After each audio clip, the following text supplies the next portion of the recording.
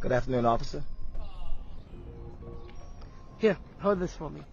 Whoa, no, here, don't give me this. Well, I don't want it. I just shot a guy with it, and I could get in big trouble. No, I don't want to get arrested. Here, take it. Nope, it's yours now. Deal with it, bitch. Look, I won't tell anybody what you did. Just take it back. Come on. You promise? Yeah, I promise. Here, please, just take it. Here, put it in the air. Hold on. Evidence? You're not going to try to frame me for murder, are you? Not very hard. What's that supposed to mean? I mean, I don't have to try very hard. Your fingerprints are all over it. Besides, you look guilty because you're all black and stuff. Oh, hell no. You didn't just say that. Oh, hell yeah, I just said that. You're a prejudiced. You're a prejudiced cop. Yeah, but don't take it personally. I discriminate against all people equally. Oh, so you're just a dirty cop. No, duh. Wow, Chuck, this is your first time on. This is what you want me to start the show with? Unbelievable. But, ladies and gentlemen, thank you so much for tuning into Basic Billiards. Not to be confused with Backyard Billiards. I am your host, SithLordFelix, with the always amazing Sensei Brian. How are you, boss? Doing good. Great. And with us today, it is not to be confused with Basic Billiards. It is the man, the myth, the legend from Backyard Billiards, Mr. Chuck. How are you, good sir? Doing good, buddy. Doing good. All right. Thank you so much for joining us. This has been a while in the making. You know, I'm basically here just to more mediate between you and FX over here. Because I hear you guys have been wanting to podcast together for a while as well, if I'm not mistaken. We did something, like 2 years ago, maybe 3 years ago? Yeah, it's been a long time, but Brian actually got me started doing YouTube videos. A while back, I've been making content for a while, but I haven't been really trying to grow. Basically, it's for friends and family and stuff. And Brian got with me and said, "Man, you need to start putting some content out there." So, he got with me and kind of told me what to do, and gave me some advice, and I went from there, and here I am today. I remember the one thing I told you is you got a great personality. You got to get in front of the camera, because that was the one thing that was kind of holding you back. So I'm glad to see you're still buzzing along. Well, the thing is, I'm not pushing on how many subscribers I got, how many I'm just out here putting content out that is fun for everybody. It's just live streams and trick shot videos and stuff. I mean, if you want coaching videos, I mean, like I want to do a stop shot. How many videos are stop shot? I have have stop shot videos. I mean, yeah. So if I put a stop shot video out there, the first person you're gonna get is like FX Billiards or Little Chris or Sherry Berry. So I just decided to go a different way with my channel than just coaching. Yeah, you definitely have a niche. I like what you're doing. Well, I tell you all the time, I like what you're doing, and you did find a niche, and that is the hardest part, is to separate yourself from what everybody else is doing, because even though all of us have a different spin on things, we still want to have something that separates us from everybody. So, but yeah, it's real cool. Yeah, this was me playing Mike Massey. We actually did trick shots at the end of this video. I don't know if you can fast forward it to like 1 hour and 16 minutes. Oh yeah, sure. Yeah. How long ago was this? This was 2 years ago. Okay. Because really just did the 10 ball open. Okay. I did some stuff with Massey. I did some stuff with Massey about 15, 16 years ago. And I haven't really talked to him since. I was hoping he might be at the expo this year. I don't know how he's doing. But Yeah, he helped me with a number of things. We did a workshop together.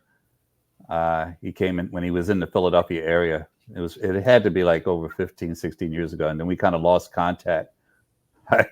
I think 3-4 years went by, and I sent him a text on his birthday, and he was probably looking at it like, "Who the hell is this?"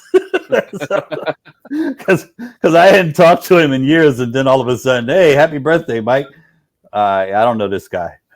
Yeah, right. Yeah. How did you get my number? I'm calling. Exactly. All right. Exactly. Yeah, 126.05. Yeah. Oh, 126. Oh, okay. So all right, let me Yes, get that you one, going 116, but yeah, 126. Yeah, this one. This is my first meeting with Mike Massey. He signed my pool cue and my shirt and all, and we started doing trick shots together after we played for about an hour of pool before. He's a really great shot too. Oh yeah. Basically, he's gonna make all his side. I'm gonna make all my side.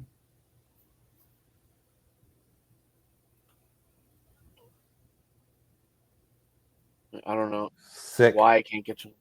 Woof. Did Mike set those? Yeah, he did, but I know how to do it. It's just Yeah. he's quicker at it, man. He just kind of do. There you go.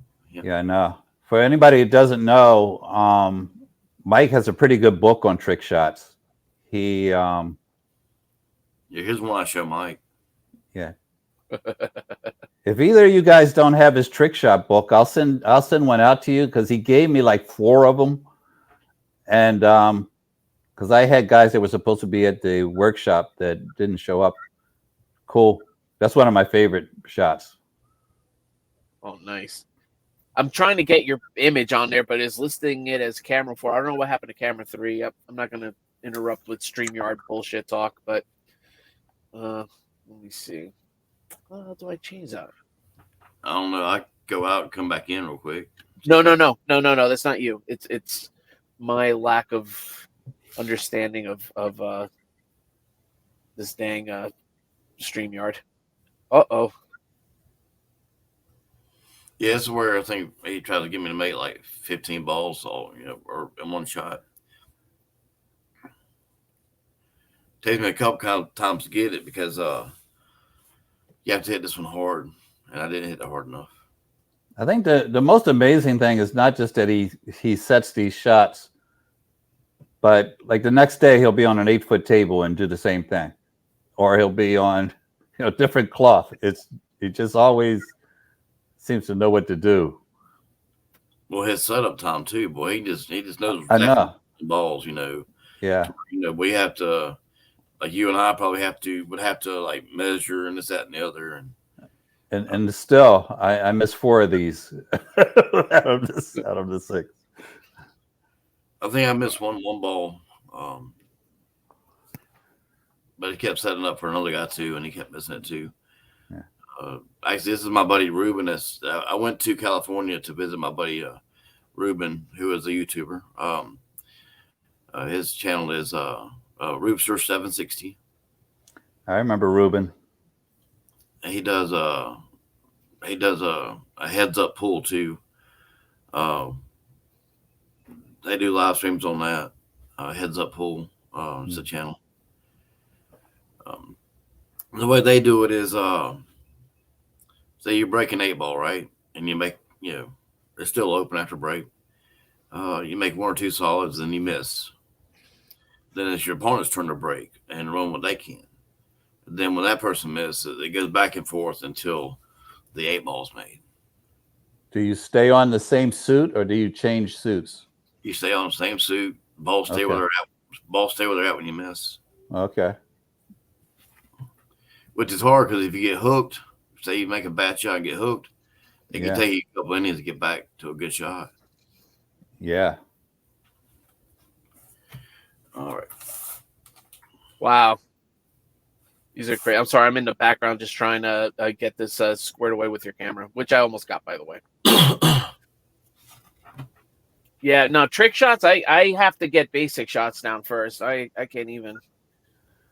It's, Well, I think I got this one. Well, my friend was impressed because we were before this. We were actually doing some like cue ball control shots, and I could just see what he was doing, and copy exactly what he just did. Oh yeah, yeah. The only time I did that was with what was it, the 3-rail shot you taught me. I got, and I did it once in my life. You know what I'm talking about, right, Brian? Mm-hmm. Diamond system.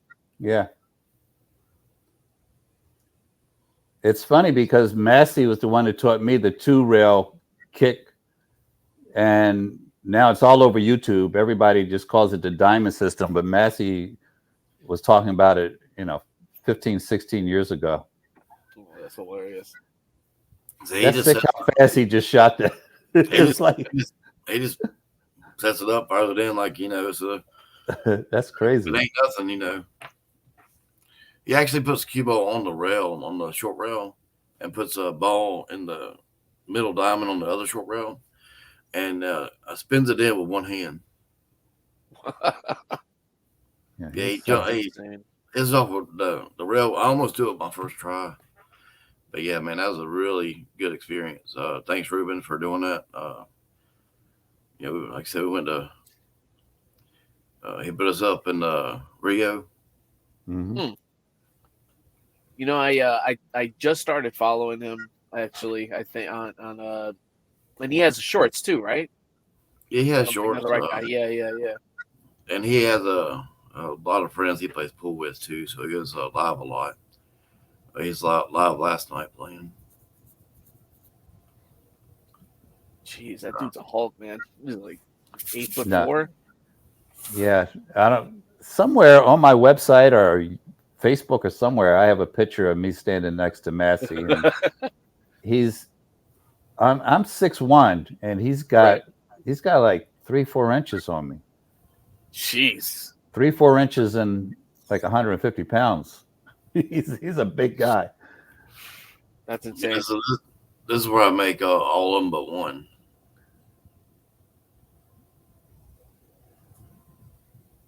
No, not that one. Yeah, he's telling me that's when he's telling me I gotta nail it. I gotta hit it pretty hard. Oh shit! Because I never done the shot before, so I didn't know how hard to hit it. He's like, yeah, man, you gotta put you gotta put it on fire. Yeah, and Massey's got on it. He's got a 6-stroke. I mean, he's just unbelievable.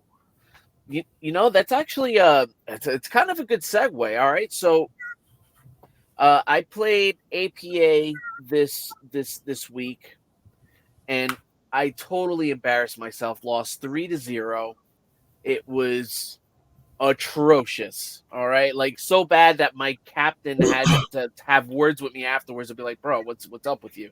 Like I left almost all the balls on the table. It wasn't even like it was unreal, and like clearly in situations, the one half excuse that I'm going to give was that my asthma is acting up terribly.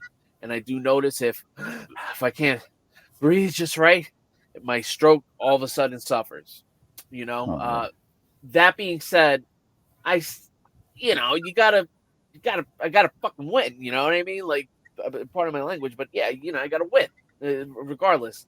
And I couldn't make even the simplest shots. I got, and I was salty about it. I actually owe the guy kind of an apology. I wasn't like a dickhead, like totally, but I gave him the half-ass handshake, like the dead fish. I was so mad, very rare times that I actually was that frustrated with myself. I've lost matches before, and if they're close, I was like, gosh, golly, darn it to heck, next time I'll get it.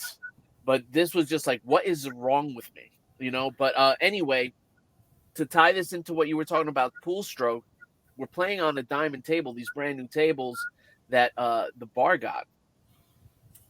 And, like, you have to hit them. You can't go, those are fast tables. Obviously, anybody who knows about diamond tables, they tend to be fast, at least the ones that I've been playing on. But there's a precision element, I guess, sometimes, because like if I want to add draw or some type of English, damn, you almost nice had it. Try, Chuck. there's a level of precision that all of a sudden you do kind of add a little bit of oomph, because if not, your draw is not going to catch. Do you understand what I'm talking about? And maybe you can word it better than me.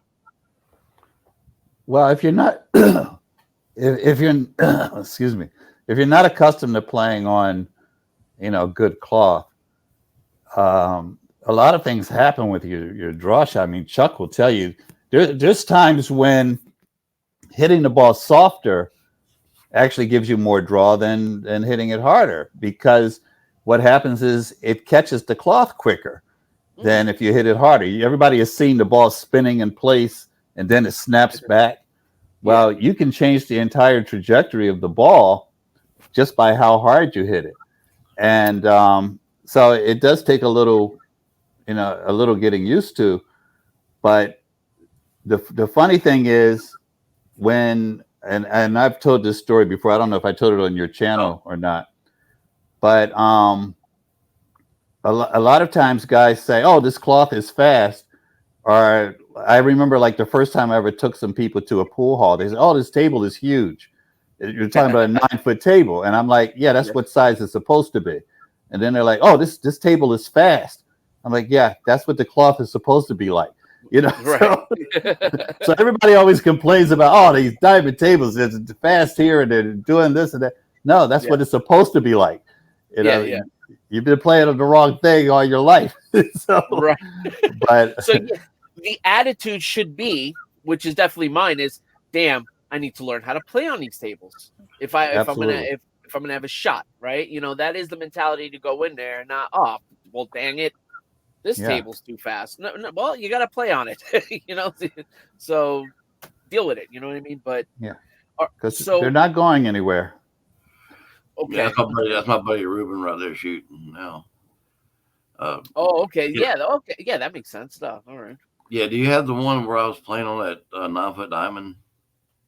You sent it to me yesterday. I got all 3 clips here. Let me see. It's the 11-minute clip. It should be like 3 minutes or something. Oh, okay. Then it is right here. I had a guy come from Detroit, buddy of mine named AD. He used to live around here. And he come visit me. And we're doing a race to 5-8 ball. I ended up beating the 5-0. These are casino balls, Aramith casino balls. Oh, okay. Basically, instead of stripes and solids, you're shooting reds and yellows. Yeah, reds and yellows. They're the same size balls and everything, so it's no different. So I break dry. Still a good break, though. So he has choice. I think I break dry just about every time on this table. Same. Well, yeah, I just break dry almost every time, period.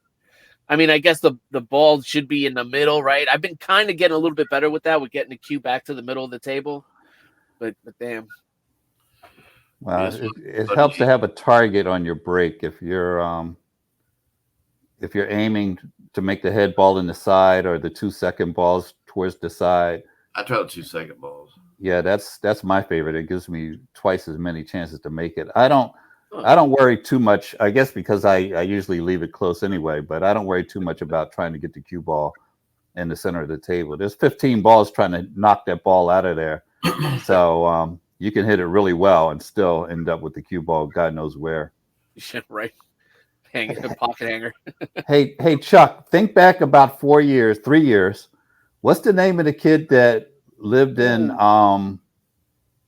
in Canada, has a pretty good stroke? Do you know who I'm talking about? What are you talking about? Jason Cladd or something, or? No, it was he was kind of a YouTuber. He used to post his videos, and Eric Simpson, maybe. Yeah, I can't think of his name. He was around the same time Mr. Edit was out doing stuff, and I can't think of his name. I'll have to look it up. But Eric Simpson, maybe. Yeah. What is his name? Eric Pool Guy Simpson. Yeah. He made a video for me, for me to analyze on the channel, and it was just him running 9-ball racks. And if he's watching, I apologize. I never got around to publishing it. And Yeah, he's still in our community. If you would, okay. share the link to the Discord in your description. Say that one more time. Would you share the link to the Discord in your description? Oh, absolutely. Yeah, the Discord, which has been showing me tons of love, by the way. Now watch this. Watch this shot right here. Okay, I got to make sure that I make a straight on hit on this, so the red ball stays where it's at, and the cue ball comes around the table. That's nice. Oh, wow. Left the fucking 8 alone, too. That's really cool, man.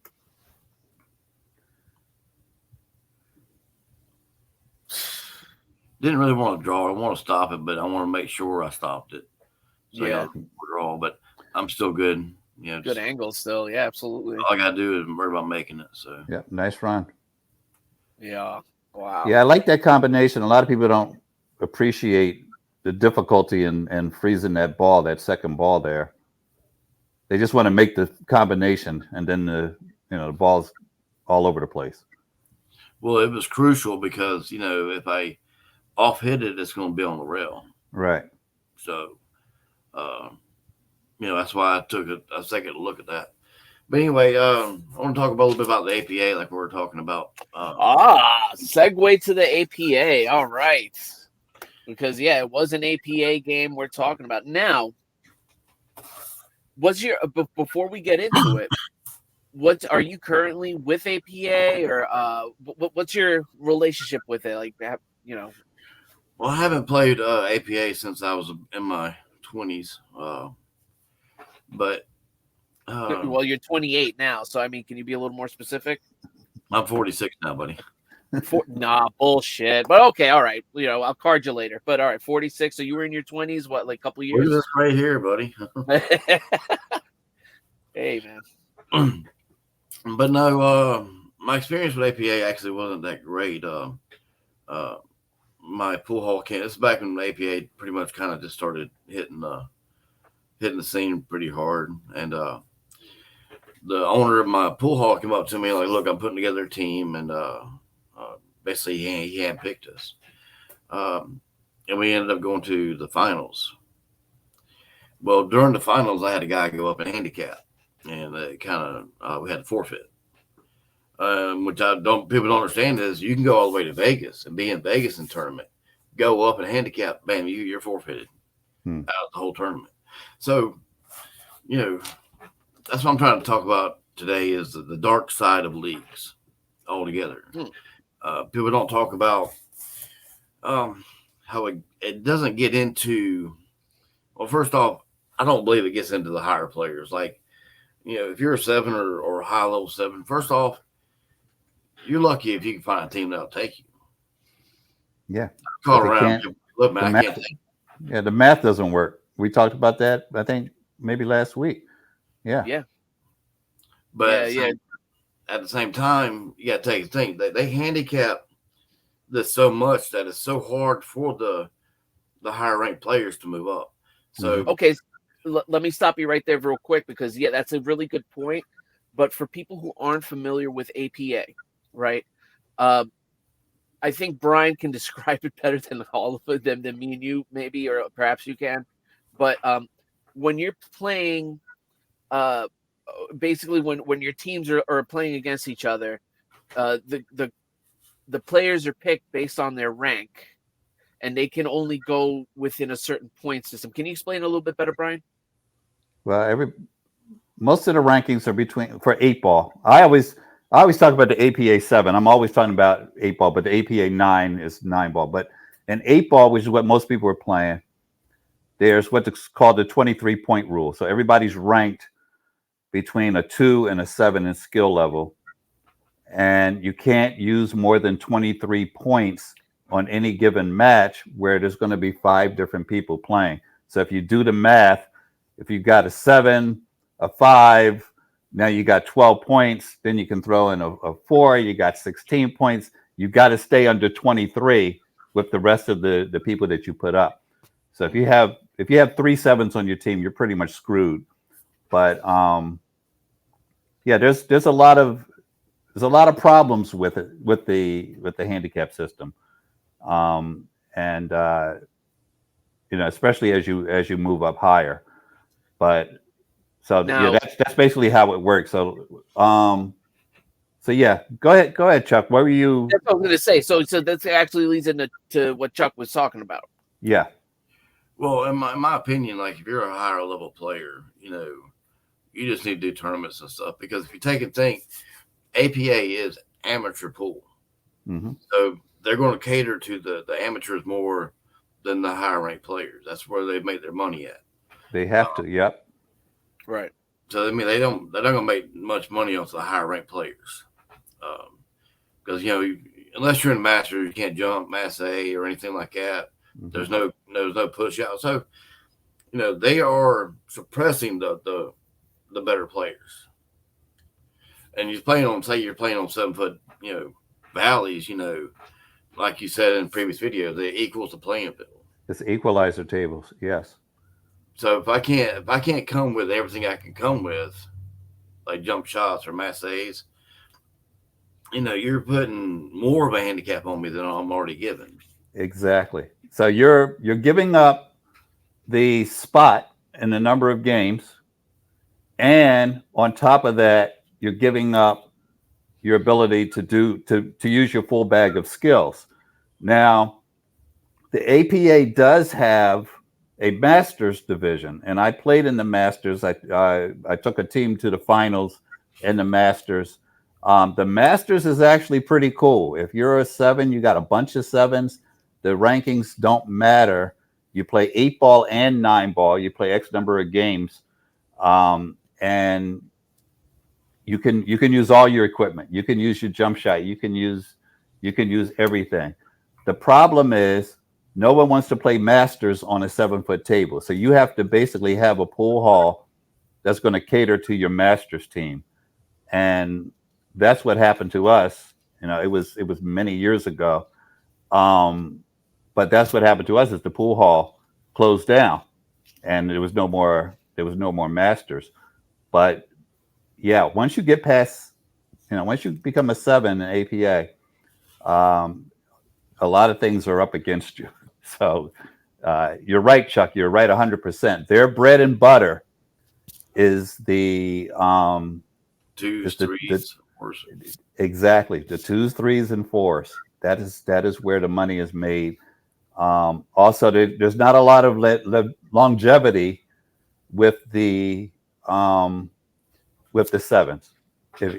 If I'm a league owner, and I thought about, like, probably within the last week of buying an APA league or a TAP league or something like that.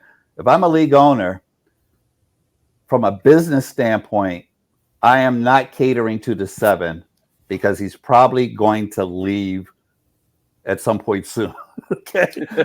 And he's also only in 5% of the players are going to be in that area, are going to be the 7. So yeah, I've got to cater to the lower ranked, even lower. Like, I had a league operator tell me that she wanted me to do an exhibition for flat out beginners, to bring in 2s and 3s, because that was her target audience. So yeah, it's a problem, but if you can find a Masters division somewhere. Yeah, there's none in my area at all. So yeah, there never has been. There's not enough people that want to get into that, I guess. But anyway, I want to get into the dark side of the league again, even more. Mm-hmm. It gets so much to where people just want to win. They don't care how, they don't care what. They'll sell their mother for a point. Mm-hmm. It's like, it just makes it not fun no more. I mean,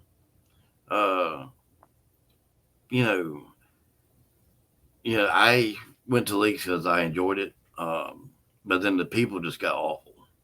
Mm-hmm. Everybody, if you beat them around here, you might as well slap them in the face. As far as the competitiveness of it. Yeah. But it's got to where, all this you're talking about, don't do good because you're going to move up. So nobody wants you to move up. So how are you going to get better at the game if you're not playing better? Mm-hmm. Because, I don't want to play better because, my teammates will get mad at me. So this is what ends up happening too. Yeah. This is what ends up happening, to your point. Like, you'll have the team members, and I've seen this, other teams do this, right? Like, they'll play, and if I guess you'll see like the rank system goes up, and you'll be able to tell because someone all of a sudden signs up their girlfriend or their wife, and then they bring on a two.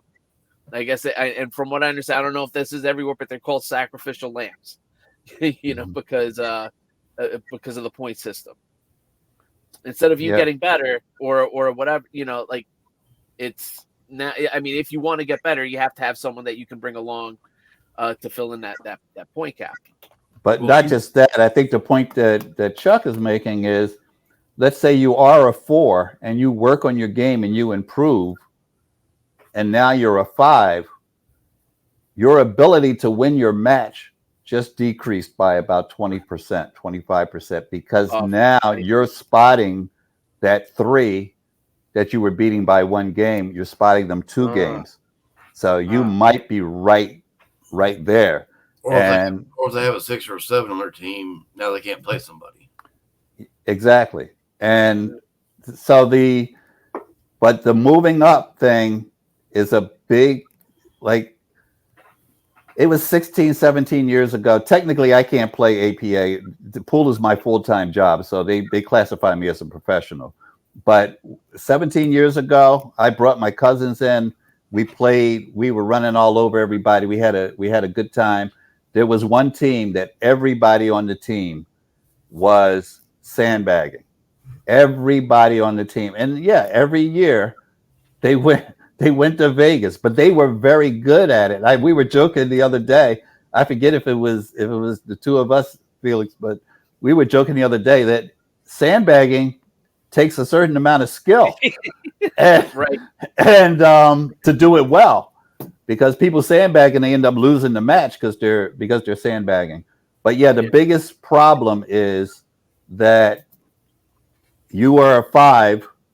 Or let's say you're a 4 and you go up to a 5, and now the same person you would have beat before is now, beating you because you have to spot them now 2 games instead of 1 game. And a lot of it is on the edge. And from a algorithm standpoint, now I know why they do what they do, the APA, and how they do it. And when they put their program together was many, many years ago. Maybe AI will change everything up, but there's not enough levels is what it boils down to. Because I always, I had a pool hall owner ask me about the APA, and I told him, that guy over there that rarely runs racks is a 7. Shane is a 7. Okay. There's not enough levels once you get to a certain point. All right.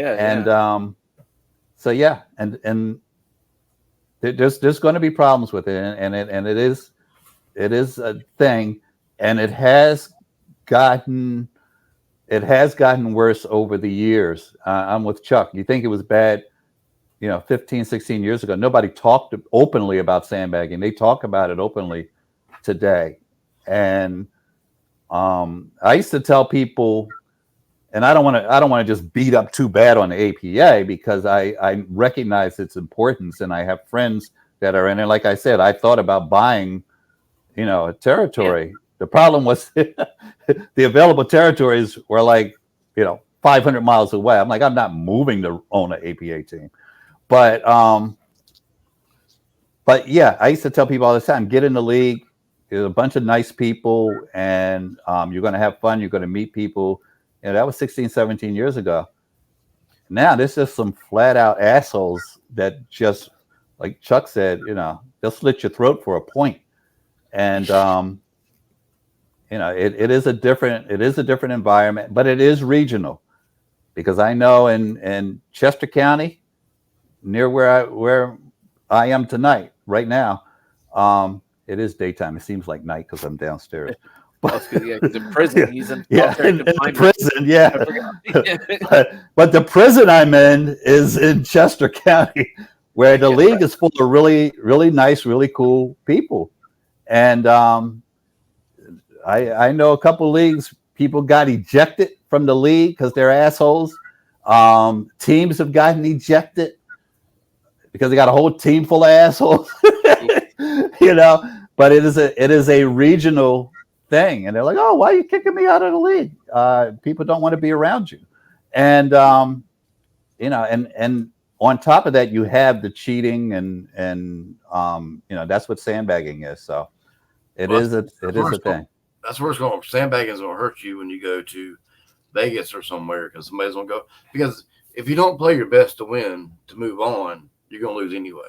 Yep. But if you play to win, you're going to have somebody go up and you got to forfeit. So, you know, it don't make no sense to me, really, as far as, you know, the forfeiting and stuff. I mean, I understand they don't want stacked teams. That's the point.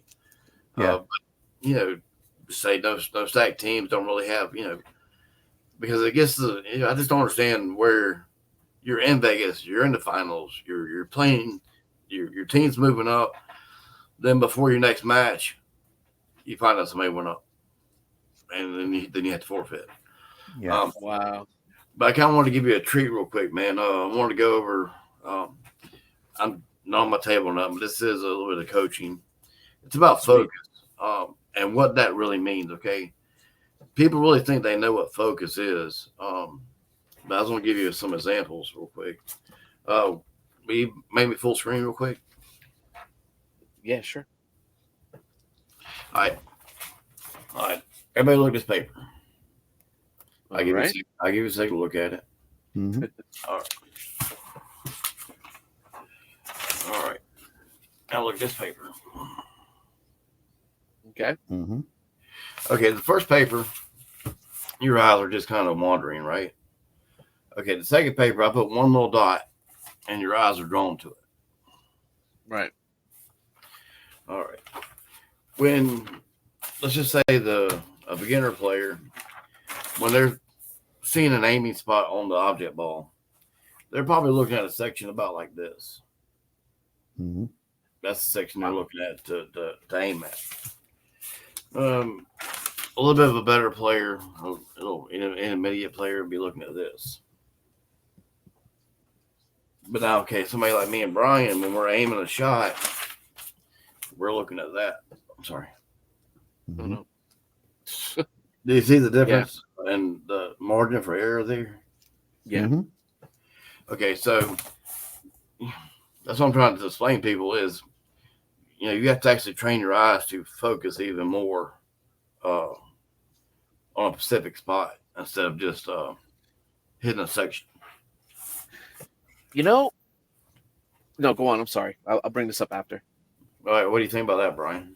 No, absolutely. I think Felix has probably heard me say it, at least within the last year.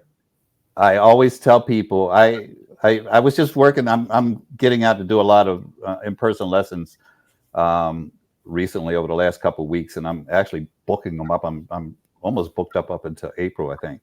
And by the way, I have some posted on my website, the dates that I do have available. But anyway, bring it back to this. One of my go-to phrases is aim small, because you're right, Chuck. People they're aiming at a section of the ball that is so huge that not only does it cause them to miss the shot, they're not getting shape. And I think all of us has had some handgun experience and has at some point heard somebody say, aim small. You know, your target might be the size of a torso, but you're aiming for a very specific part of that target. And the same thing happens with pool balls. I think that's a really good point. And I'm going to steal the shit out of that. It's going to be an FX Billiards video. Oh, yeah. Come on now, baby. That's free fire from Backyard Billiards. No, but that's Well, anybody that knows me knows that anytime I steal something, I give credit. Oh, I got this from Eva. I got this. No, but that's a very good point. And just to wrap it up, it's aim small. And if you can't aim small, then you need to work. You need to put in work, because that's a very good point, Chuck. People don't realize what we're looking at. You see the game through different eyes as you get better and better. Yeah. And a lot of people don't realize it. It's like, I hate to compare it to this, but it's like playing a chess master. It's hard to comprehend that he's 10 moves ahead of you. Right. Okay? Hey, I have go. I have one final question. I do, because to kind of wrap this up with the APA thing, and I stepped all over your metaphor or whatnot. I'm a piece of shit. No. All right, now obviously you guys are high level players, high skilled. I'm an APA 4 after freaking this week's performance. I wouldn't be surprised if I'm a 3 next week. It was that bad. Am I where I belong, or should I like since I'm a low level player and other low level players, is this a good Pee-wee football pool league that's good for me, and or what? I mean, what are your thoughts on this? Chuck may feel differently, but I think if you're a 4, you're in the right place. As long as you have a team that's not holding you back, and you have a coach that's not holding you back. And I know you like your coach because we've had conversations about it. But every week I have a student that dropped out of the APA, and most of the time it's because they don't like their coach or their team captain or whatever they're designating them at. They're like, this guy called timeout. I was on a run. He gives me something. I already know what to do. I mean, I hear a lot of that, and I remind them, and all due respect to the coaches and team captains who really know what they're doing and are decent players. For the most part, the team captain or the coach is some guy that started a team, right? And doesn't necessarily know what they're doing. There's some guy, and not everybody that can play well is a good coach. I have my own personal list of the best players in the world that I would never want to coach me. So I was that way with tennis and basketball. I could play basketball extremely well, and I could play tennis well enough to be like the best in the neighborhood, maybe. But I could not teach someone else. I was a terrible coach. I look back on it, I was like, I tried to coach a team. I was terrible at it. So you can be good and not be a good coach. Anyway, that's my feeling about it. I want to hear what Chuck feels. Yeah. APA 4, should he be in the league? Should I stay or should I go? You got to take and think. It's important to practice by yourself, but it's more important to compete. So, that's the reason why I actually got back into the league now. I had to quit last week because of work. Where my work schedule changed, but I was in the Napa League, Napa Pool League. It's North America Pool League. Mm-hmm. But I just did it for the competition, for the fun of doing it. I didn't want to get into the whole, I got to win thing. And I actually played better because I'm not putting pressure on myself to go out there and just go out there and have fun. And that's the way you need to look at any tournament, any situation. Go in for the experience. Mm-hmm.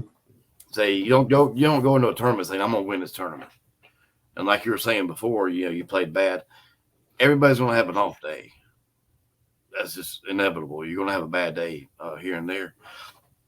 But my suggestion was, if you're a higher ranked player, it's better if you just maybe do tournaments and stuff like that. But lower, if you're moving up, my suggestion is don't hold back. Just keep trying to learn, get better. It doesn't happen overnight anyway. So you're gonna have a good night, you're gonna have a bad night. It's gonna go back and forth for a while until you get consistent at it. All right. Well, I think we held Mr. Brian way past his time. The prison guard's going to come in and start beating him down pretty soon. So, unless, my next student is in 10 minutes, but I wanted to put in a request with Chuck because he knows I'm a fan of his, and I'm glad he's a fan of mine. And he was one of my. I think you were watching my channel back when I only had 8 videos. Yeah, it was a long draw shot. Yeah, that was it. I had a long draw shot. Shoot a powerful draw shot. It got 1.2 million views, and I put that up and 7 other videos for 10 years. That was all I had, was 8 videos, and then I guess when COVID hit in 2019, I told my daughter at the end of 2019, I said, I'm going to blow up my YouTube channel right now. So the last 60,000 subs came in the last 3 or 4 years. But it was funny because I would get these little $100 checks every month from that one video that I made 10 years ago. Anyway, but yeah, Chuck's been around since the get-go. I have a request or / recommendation for you, Chuck. I was thinking about you the other day because I played some One Pocket for the first time in probably 3 years. And while I was playing, I was thinking, Chuck should make a One Pocket video. I don't have the skill set in that game to make that video, but I'd like to see if you have time to put it together, like some of your favorite One Pocket shots. And I think that would be a good video for your channel. I actually did got a couple, but it was earlier on before, I had a higher following. Mm-hmm. But I actually got one on how to play One Pocket, the rules. Okay. But yeah, One Pocket is one of my favorite games to play. Unfortunately, I just don't have many people around here to play it right now. Yeah. When I was younger, we were playing it, every day, all day. And nobody wants to play it. It gives me a headache. I like to run racks. That's my. I'm going to get a T-shirt that says I like to run racks. But I actually had a student, and I was training him. So I gave him a lesson, and with about 20 minutes left in his lesson, I said, "Let's do this. I'm going to give you $75 off, or whatever it was, $50 off. You're going to give me a One Pocket lesson for the next 20 minutes." And we ended up playing One Pocket for an hour. I mean, I knew how to play, but there were little nuances of the game that had gotten away from me. And I'm like, Chuck should be making a video about this. So, yeah, if you get around to it, something I'd like to see. But, or maybe we work on it together. So maybe you send me some diagrams and say, here, Brian, shoot these on your channel, or try to shoot them. That'll be funny. You guys don't do One Pocket on Backyard Billiards, do you? Are there any One Pocket matches on there, Chuck? Not matches. Well, no. I got one with Ruben. I posted probably a month or two ago. Definitely check that. Yeah, it's a lot more fun to play than it is to watch. It is not the average YouTube, and that's why I was saying, show your favorite One Pocket shots, because the average YouTube viewer today has an extremely short attention span. I mean, if you make a short that's 59 seconds long, they're like, well, why didn't you fast forward the part where you were racking? I'm like, what? Well, that's why instead of running around the table, I just speed my say I run a whole rack, I just speed it up. Yeah, I'd rather put somebody if you don't, God help you. control the rack instead of just running around shooting shots.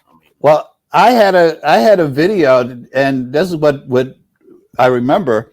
I had a video where I ran 3 racks of 9-ball back to back to back, and I showed myself racking the balls, but I did speed it up. And the reason, you guys, you're familiar with my channel. I try not to cut away because I want you to see that I'm not editing this shit. I'm running these racks, right? So I wanted to show me gathering the balls and racking them. And the guy's like, well, I appreciate you speeding it up, but you could have cut that part out. Okay, you don't know Spielberg. anything about anything. The whole point Always was one person will say something. it's always one person who has never made a video in their life, ever. And they always have these recommendations. I'm like, I have an advisory board and I have a technical advisor, but I will put in an internship for you because that's a really good point. I should have cut that out. Jesus Christ. These guys wouldn't, and in fact, you can tell by those comments that this is a guy that will never be good at pool. He doesn't have the patience to watch you rack the balls. How does he have the patience to be an elite pool player? I mean, you think about that. So anyway, that's my rant for the week. I do about one every other week. Oh yeah, Brian's rants. They're becoming. That's going to be its own thing. Man. I know. I should just have a channel called Brian's Rants. Yeah, or FX rants. I'll take FX rants. FX rants. Yeah. I can't rant as much on my channel because I have sponsors. They'd be like, Brian, Dude, whoa, slow it down. Yeah. Calm down. You can't call people that. Two things I'm gonna leave you with, buddy, is learn all games. All games have things that can help you.